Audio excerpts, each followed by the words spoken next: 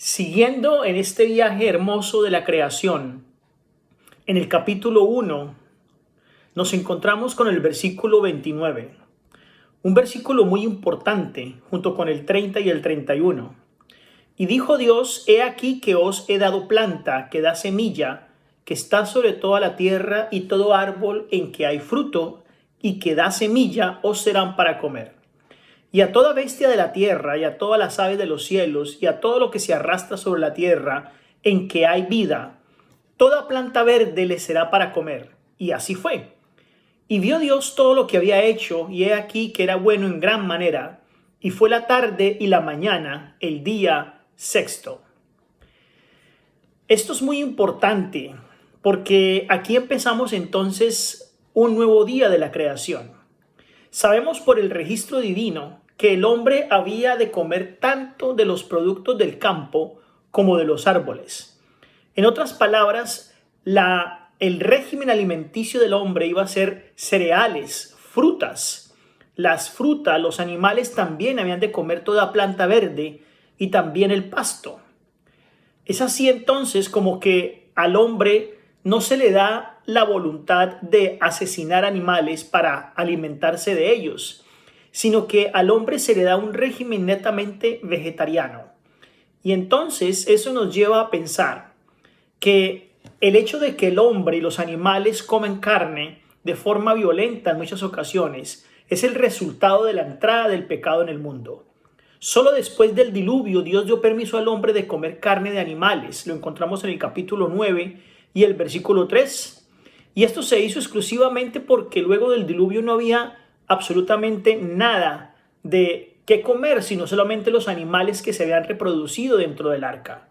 Pero eso no significaba que el hombre siguiera alimentándose de animales durante toda su existencia. Ningún animal de especie alguna comía carne al principio. Eso se puede inferir del anuncio profético en Isaías 11, del 6 al 9, y en el capítulo 65 del versículo 25.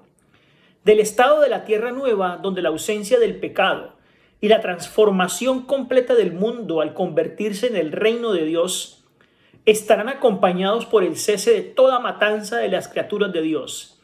Es decir, en el reino de los cielos no vamos a comer carne.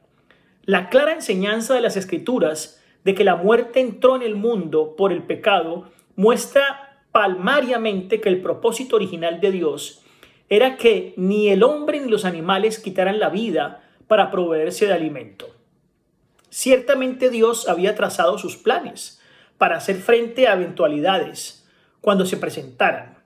Esos planes no nos han sido revelados porque el pecado entró en el mundo antes de que surgiera la necesidad de frenar una reproducción excesiva.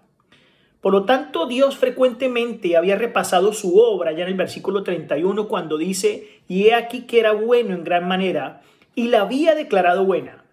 Notemos que el Señor declaró buena su obra en muchas ocasiones durante todo el capítulo 1 de Génesis. Tenemos el versículo 4, el versículo 10, 12, 18, 21 y 25, y ahora el 31, donde Dios repite constantemente: he aquí que era bueno en gran manera. La aplicación del término bueno a cada cosa que Dios había hecho y la repetición de la palabra con el énfasis en gran manera al fin de la creación con el hombre como su corona y gloria indican que nada imperfecto había salido de las manos de Dios. En este mundo físico y de toda la vida que hay en él, en un momento de tiempo muy anterior a los 7 días de la semana de la creación, es cuando nosotros entonces vemos la primera creación de Dios en este planeta. Y posteriormente, luego de estar desordenada y vacía, entonces el Señor regresa de nuevo a este planeta y toma lo que ya había creado en el versículo 1 y el versículo 2 y empieza a transformar, a recrear, a adecuar de la materia que ya Él mismo había creado para organizar los 7 días de esta organización llamados de la tierra.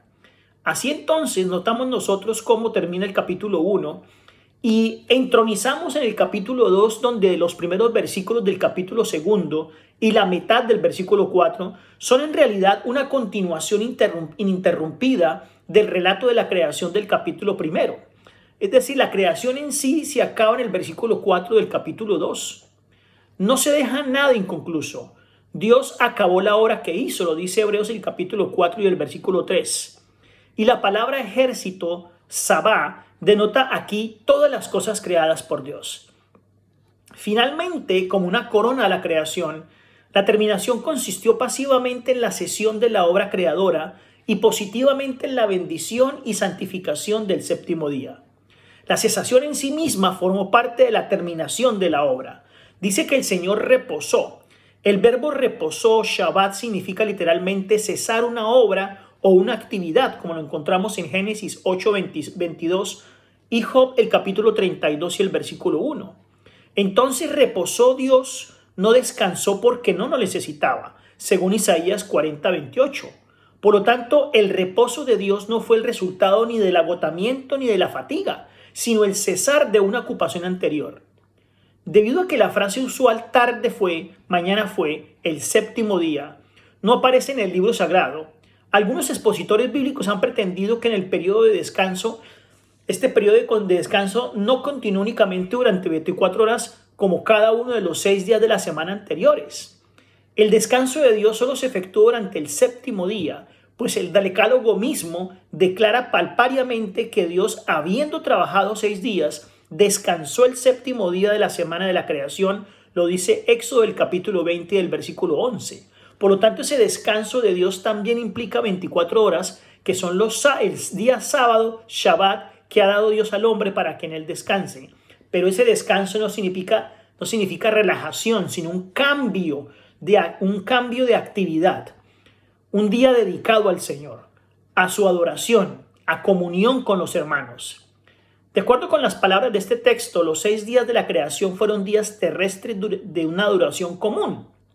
Debemos entender de la misma manera el séptimo día, y más todavía puesto que en cada pasaje donde se menciona como la razón del día de reposo terrestre es considerado como un día común. Lo podemos encontrar en Éxodo 20, el versículo 11 y Éxodo 31, 17. Así entonces bendijo Dios al día séptimo. Se relaciona estrechamente el día de reposo semanal con la obra de Dios de la creación. La bendición sobre el séptimo día implica entonces que por ella es señalado como un objeto especial del favor divino, un día que sería una bendición para las criaturas de Dios. El Señor lo santificó porque era un día santo, puesto aparte para propósitos santos, así como después fue santificado en el monte Sinaí en el capítulo 19, 23. Y así como Aarón y sus hijos fueron santificados o consagrados para el oficio sacerdotal, el año del jubileo fue santificado o consagrado para propósitos religiosos. Lo dice Levíticos 25, 10. Se hizo en favor de la humanidad, para cuyo beneficio fue instituido el sábado. El día de reposo semanal con frecuencia ha sido entonces considerado como una institución de la dispersación judía. Pero el registro sagrado declara claramente que este día santo no es para los judíos, sino que fue instituido 2 milenios antes de que naciera el primer israelita, el primer descendiente de Jacob, el primer judío. Además tenemos la palabra de Jesús que declara: el día de reposo fue hecho por causa del hombre, Mateo 2:27. Lo que indica claramente que esta institución no solo fue ordenada para los judíos, sino también para toda la humanidad, porque en él reposó. Es decir, el hombre podía disfrutar de la oportunidad de reflexionar en el amor y la bondad de su creación. Así también el hombre debía trabajar asiduamente durante 6 días y descansar el día séptimo. Por lo tanto, el hombre que retenga para sí cualquier parte de todo ese tiempo santo se hace culpable de la desobediencia, porque el Señor instituyó el sábado como día santo para guardar. El sábado demanda la abstención de todo trabajo físico común y la dedicación de la mente y del corazón a las cosas santas, y fueron usados para santas convocaciones, lo dice Levítico 23:3. Fue usado por Cristo y por los apóstoles, según Lucas 4:16, Hechos 17:2. El hecho de que el sábado continúa siendo celebrado en la tierra nueva como el día de culto, según Isaías 66:23, es una indicación clara de que Dios nunca tuvo el propósito de que la observancia de ese día fuera transferido a otro día. El sábado se ha guardado desde el principio de la humanidad, se guarda hoy y se guardará por la eternidad también en el cielo. Si el sábado se hubiera santificado siempre, jamás habría podido haber ateos ni idólatras. Que el Señor les bendiga.